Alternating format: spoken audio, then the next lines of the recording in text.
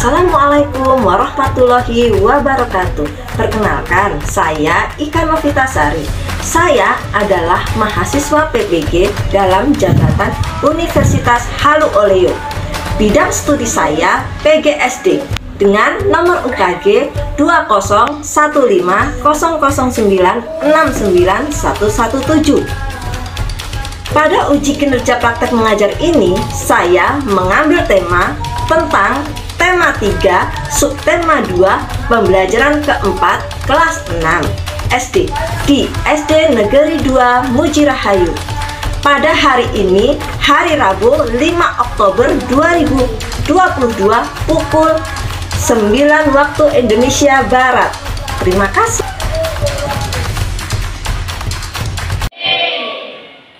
Sudah siap untuk belajar?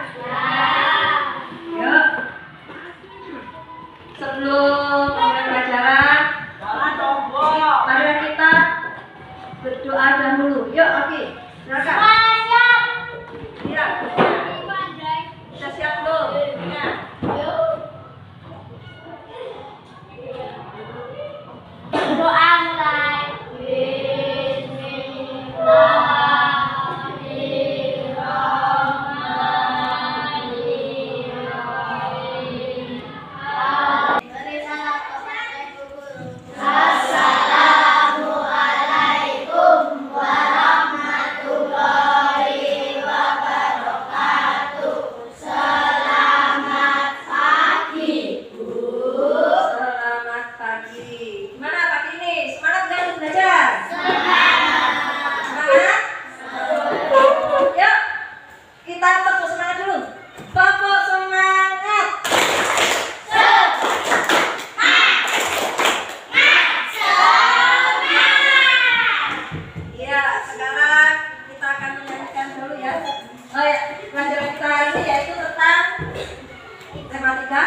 Penemuan, subtema 2, penemuan dan manfaatnya pembelajaran keempat.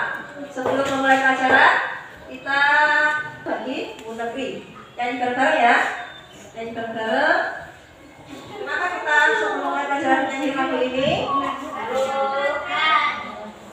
Untuk menunjukkan rasa nasionalisme dan cita kita terhadap bangsa Indonesia. Yuk, kita mulai yuk.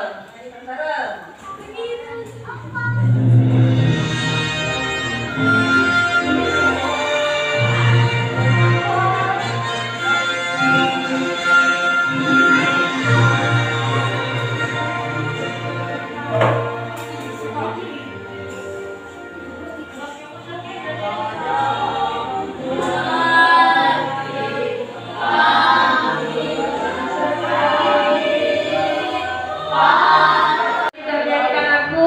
Bagimu negeri.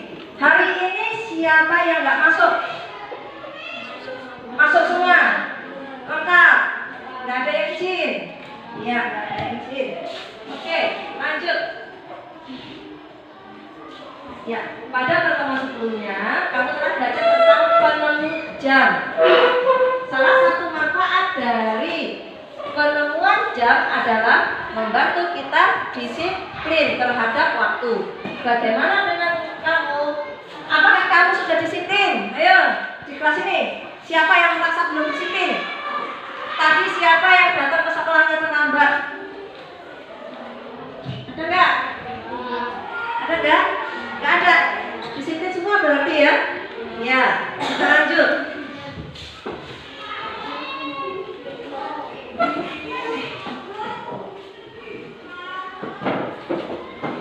Ya, tujuan pembelajaran kita hari ini yang ingin kita capai pada hari ini yaitu yang pertama, setelah membaca teks pada slide PowerPoint, peserta didik mampu menerapkan pelaksanaan kewajiban, hak dan tanggung jawab sebagai warga negara dalam kehidupan sehari-hari.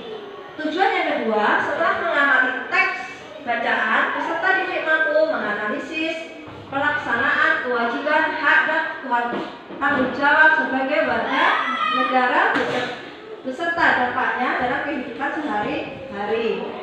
Yang ketiga, setelah mengamati video, peserta didik mampu menyajikan hasil analisis pelaksanaan kewajiban, hak dan tanggung jawab sebagai warga masyarakat dalam kehidupan sehari-hari. Setelah membaca teks bacaan, peserta didik mampu menentukan isi teks penjelasan ilmiah yang dibaca. Setelah mengamati video, peserta didik mampu menganalisis dan dibaca. Dan untuk tujuan yang terakhir, yaitu setelah menggali informasi dari teks bacaan, peserta didik mampu menyajikan hasil penggalian informasi dari teks penjelasan ilmiah secara tertulis dan menggunakan kosakata baku pada kalimat efektif. Inilah tujuan yang ingin kita capai. Ada 1, 2, 3, 4, 5, 6. Ada 6 tujuannya, ya. Nah, ini materinya. Kita belajar 2 hari ini, yaitu PKN dan Bahasa Indonesia. PKN-nya yaitu kewajiban, hak, dan tanggung jawab. Untuk bahasa Indonesianya, kalimat efektif dan kosakata baku. Nah, ini siapa yang suka kayak gini? Bangunnya kesiangan, kring, alarmnya udah bunyi tapi nggak bangun-bangun. Akibatnya dapat ke sekolah terlambat. Datang ke sekolah terlambat sama bu guru dia apa itu? Ditegur, ditanyain kenapa kamu terlambat, ya kan? Nah, setelah itu dapat sanksi atau dapat hukuman. Disuruh apa ini hukumannya? Berdiri di luar. Bisa ikut pelajaran nggak? Enggak. Siapa yang rugi kalau kayak gitu? Kalian kan yang rugi kan? Nggak bisa ikut pelajaran, nggak bisa apa itu? Nggak bisa menambah ilmu. Ini hak, kewajiban, tanggung jawab. Apa sih hak itu? Hak adalah segala sesuatu yang memang seharusnya didapatkan oleh setiap orang. Contohnya, kalian usia segini, kalian berhak untuk mendapatkan apa? Pendidikan. Kalian itu wajib untuk mendapatkan pendidikan, biar pintar, biar bisa membaca, menulis, berhitung, ya. Itu hak kalian untuk mendapatkan pendidikan. Sedangkan kewajiban adalah, siapa yang membaca? Coba ya baca itu. Kewajiban. Ya. Kewajiban adalah sesuatu yang harus dilakukan oleh setiap orang dengan penuh rasa tanggung jawab sehingga bisa mendapatkan haknya secara layak. ya. Kewajiban adalah segala sesuatu yang harus dilakukan oleh setiap orang dengan penuh rasa tanggung jawab sehingga bisa mendapatkan hak secara layak. Contohnya apa? Membayar pajak. Sekarang tanggung jawab. Apa sih tanggung jawab itu? Siapa yang membaca? Siapa yang membaca? Ayo, siapa yang membaca? Ari. Adalah kesadaran seorang manusia akan tingkah laku atau perbuatan yang disengaja maupun yang tidak disengaja. Contohnya apa, Aki? Contohnya? Kebersihan lingkungan. Iya, kebersihan lingkungan. Kebersihan lingkungan, contoh. Tanggung jawabnya siapa? Warga sekolah. Ya, itulah tadi hak, kewajiban, dan tanggung jawab. Ya, kita lihat video lagi. Sebagai anak, apa hak dan kewajiban kita?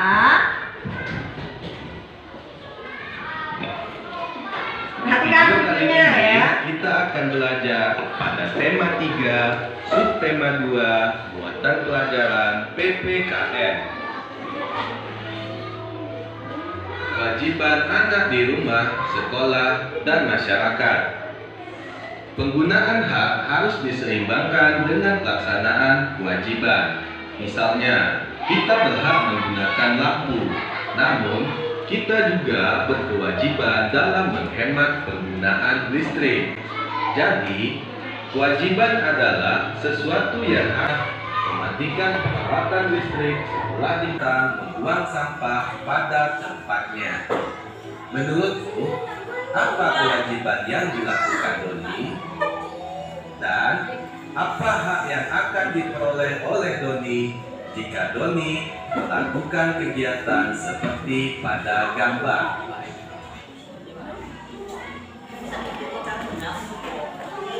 Ya.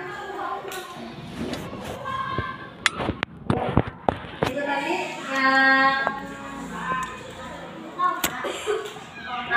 menurutmu apa kewajiban yang dilakukan Doni? Itu kewajibannya dia lagi ngapain itu? Membuang sampah. Terus apa hak yang diperoleh Doni? Kalau membuang sampahnya itu di kotak sampah, kalian akan merasa apa? Nyaman, bersih, di sekolah menjadi lebih betah, ya kan? Karena lingkungannya tidak kotor.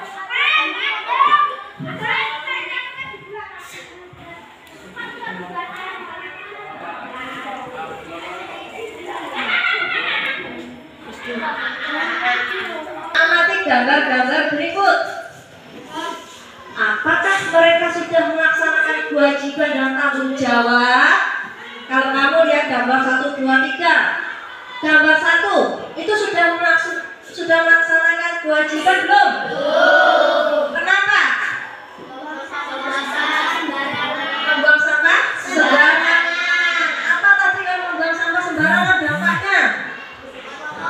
Sekolah jadi kotor. Kalian tidak akan nyaman di sekolah. Terus yang kedua, apa itu? Malas belajar, ya kan? Nah, apa akibatnya kalau kalian malas belajar? Ketinggalan pelajaran. Kalau udah ketinggalan pelajaran, nilainya pasti jelek. Kalau udah nilainya jelek, tidak naik. Mau nggak? Nah, ada yang mau. Nah, sekarang yang ketiga itu melaksanakan kewajiban kan itu? Iya. Karena apa? Karena apa? Dia belajar dengan senang hati. Kalau belajarnya aja udah dengan senang hati, maka dia akan menyerap ilmunya lebih enak, ya, karena ikhlas belajarnya. Gitu. Kita lanjut lagi. Nah, sekarang kita ke bahasa Indonesia, yaitu kalimat efektif adalah kalimat yang sesuai dengan kaidah bahasa, jelas dan mudah dipahami oleh pendengar atau pembaca. Ya, sebelum ke sini tadi kembali lagi ke lihat video. Dari kamu tadi lihat video tadi ya? Udah dilihat kan videonya? Siapa yang masih ingat apa sih kewajiban anak di rumah? Apa kewajibannya? Siapa yang mau jawab? Yuk. 1. Menghormati orang tua. 2. Merapikan tempat tidur. 3. Menjaga kebersihan rumah. Benar apa salah? Benar. Tadi yang disebutkan 3. Apa aja tadi? Menghormati orang tua, menjaga kebersihan rumah, terus merapikan tempat tidur. Kalau kalian habis mainan, diberesin nggak? Ya, membereskan mainan. Terus kalau kalian habis nonton TV, TV-nya dimatikan atau dibiarkan aja? Mematikan TV itu adalah kewajiban anak di rumah. Dari video yang tadi, siapa yang masih ingat kewajiban anak di sekolah? Siapa? Yuk. 1. Menaati peraturan di sekolah. 2. Memperhatikan guru yang sedang mengajar. Iya. Terus satu lagi, melaksanakan tiket kelas.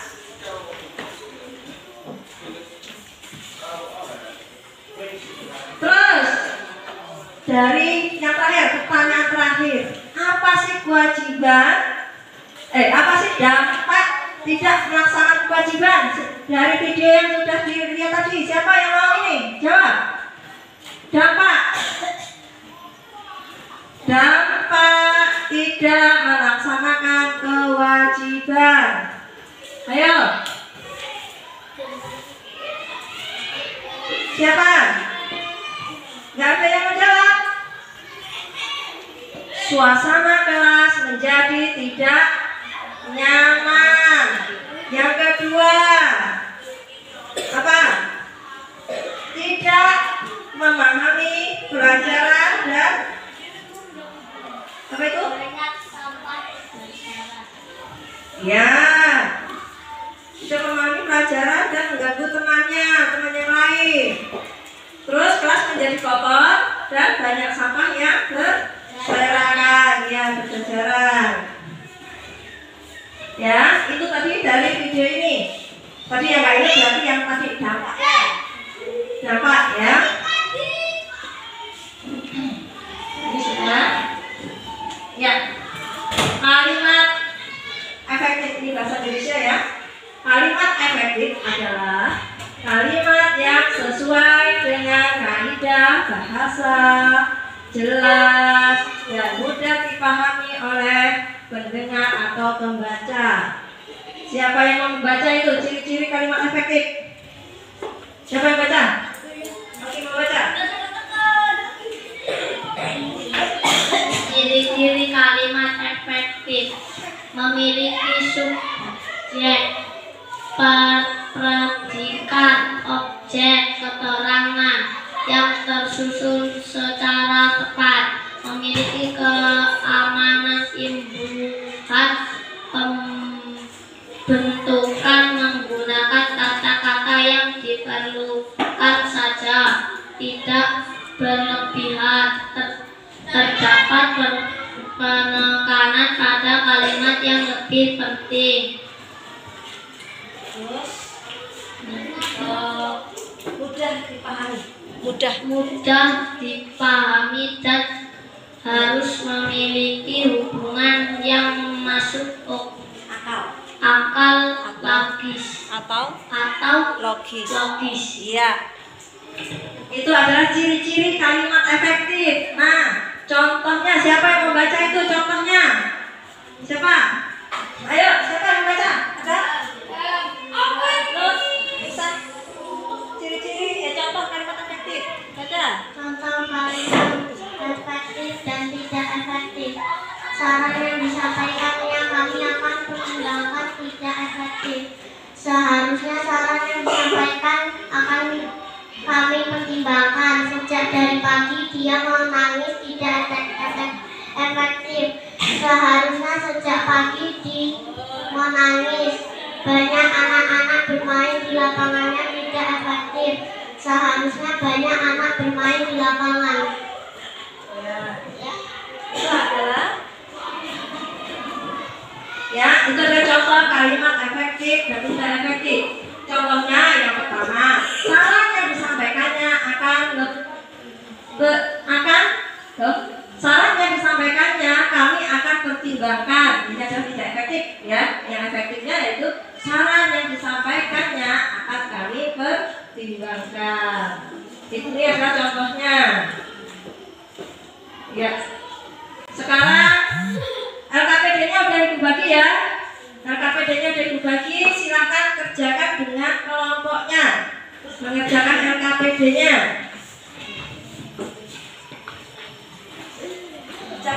Kerjakan LKPD-nya.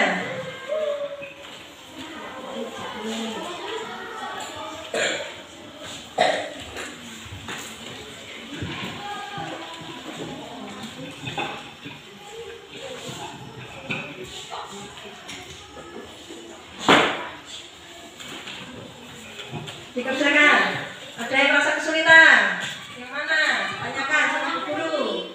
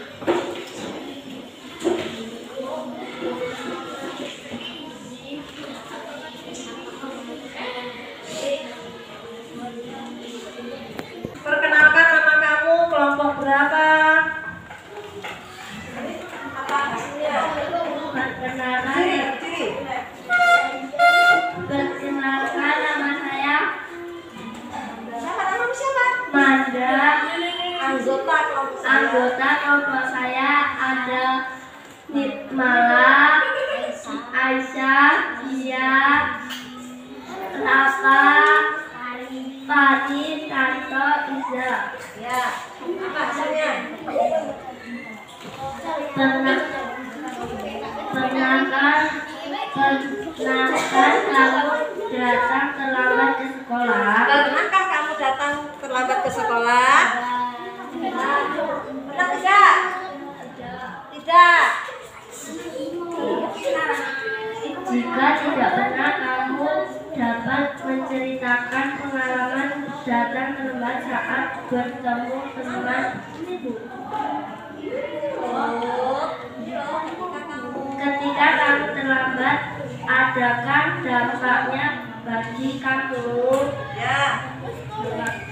Ya, saya akan mendapat hukuman dari sekolah. Ya, terus yang kedua.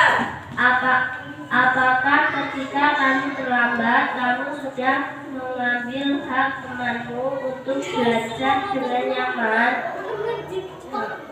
Iya, karena kenyamanan kelas akan terganggu ketika saya datang. Apakah ketika kamu terlambat, kamu sudah mengambil hak gurumu untuk mengajar dengan nyaman? Iya, karena konsentrasi guru akan terbagi ketika saya datang. Apakah ketika kamu terlambat, kamu belum melaksanakan kewajiban untuk menjaga pelajar yang disiplin? Iya, karena jika saya pelajar disiplin, saya tidak akan terlambat.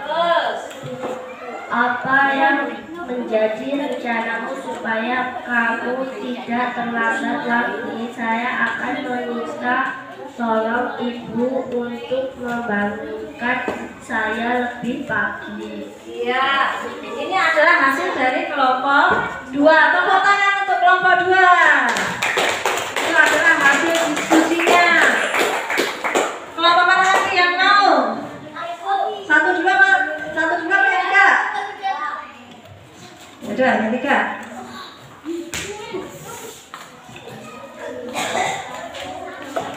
Perkenalkan, nama saya Oki. Anggota kelompok saya Tensa, Gebi, Taufik, dan Panes. Hasil dari kelompok saya akan adalah 1. Ketika kamu terlambat, adakah dampaknya bagi kamu? Iya, jika saya terlambat sekolah, maka saya akan ditegur oleh guru. 2. Apakah ketika kamu terlambat, kamu sudah mengambil hak temanmu untuk belajar dengan nyaman? Iya, sebab teman-teman merasa terganggu oleh kedatangan lambat. Kamu sudah mengambil hak gurumu untuk mengajar dengan nyaman. Iya, sebab dulu penjelasan guru akan terpotong. 4. Apakah ketika kamu terlambat, kamu belum melaksanakan kewajiban untuk menjadi pelajar yang disiplin? Iya, karena saya kurang menghargai waktu. 5. Apa yang menjadi rencanamu supaya kamu tidak terlambat lagi? Saya akan memasang alarm agar bisa bangun lebih cepat. Iya, itu hasil dari kelompok 3. Tepuk tangan untuk kelompok 3. Sekarang kelompok 1. Ya, ayo, Perkenalkan kelompok saya, kelompok 1, dan anggota kelompok 1. Siapa namamu? Saya namanya Vino, dan di samping saya bernama Yoga, dan di sebelah saya bernama Fadil, dan di belakang saya bernama Iit, dan Mila, dan Chelsea. Ayo, apa hasilnya? Ketika kamu terlambat, adakah dampaknya bagi kamu? Jawab, ada. Apakah ketika kamu terlambat, kamu sudah mengambil hak temanmu untuk belajar dengan nyaman? Jawab, ya. Apakah ketika kamu terlambat, kamu sudah mengambil hak guru untuk mengajar dengan nyaman? Ya. Apa ketika kamu terlambat, kamu belum melaksanakan kewajiban untuk menjadi pelajar yang disiplin? Jawab, ya.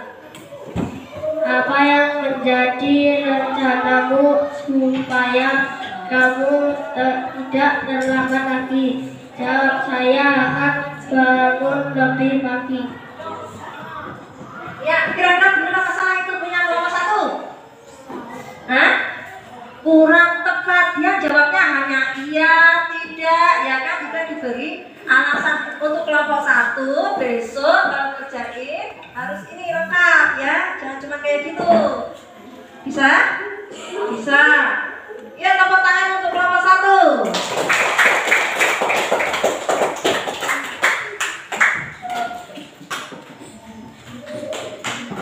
Nah,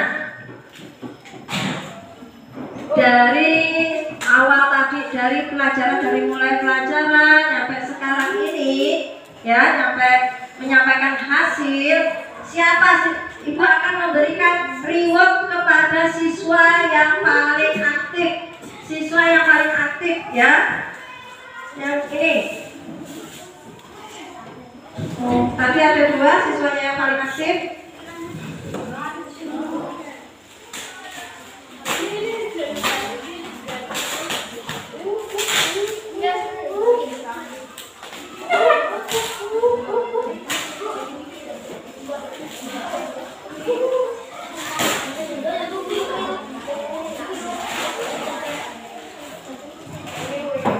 Ya, untuk pemberian rewardnya atau pemberian hadiahnya ya, siswa yang paling aktif yang pertama yaitu Amanda. Maju Amanda. Tepuk tangan untuk Amanda.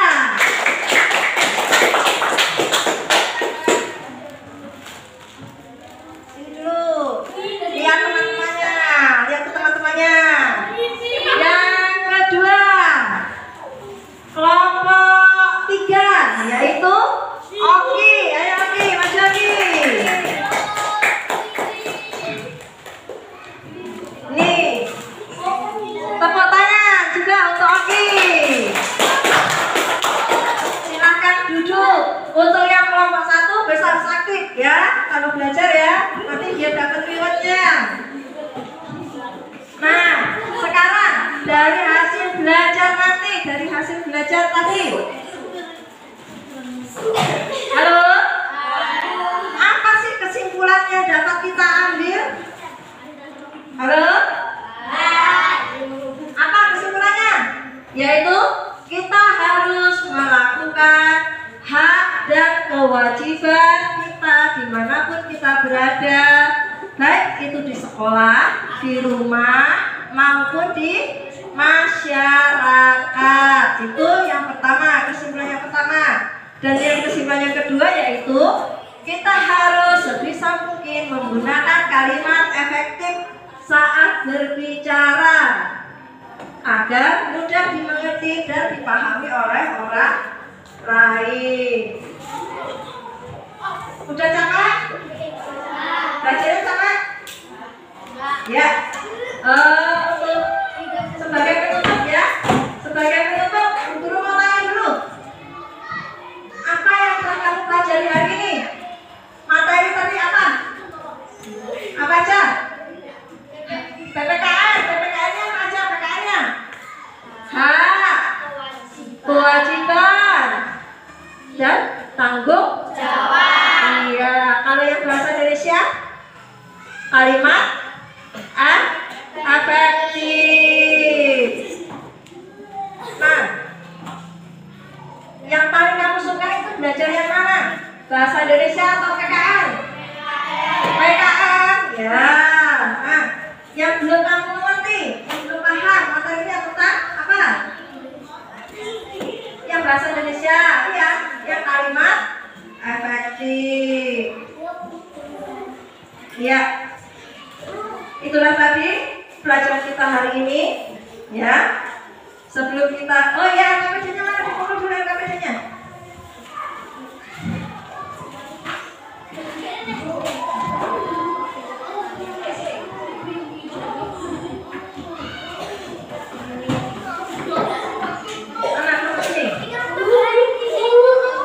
Ya. Sebelum kita tutup pelajarannya ya, silakan ketuanya ditutup. Siap, pokoknya masih ada yang siap atau masih ada yang enggak? Kalau belum siap semua, jangan disiapkan.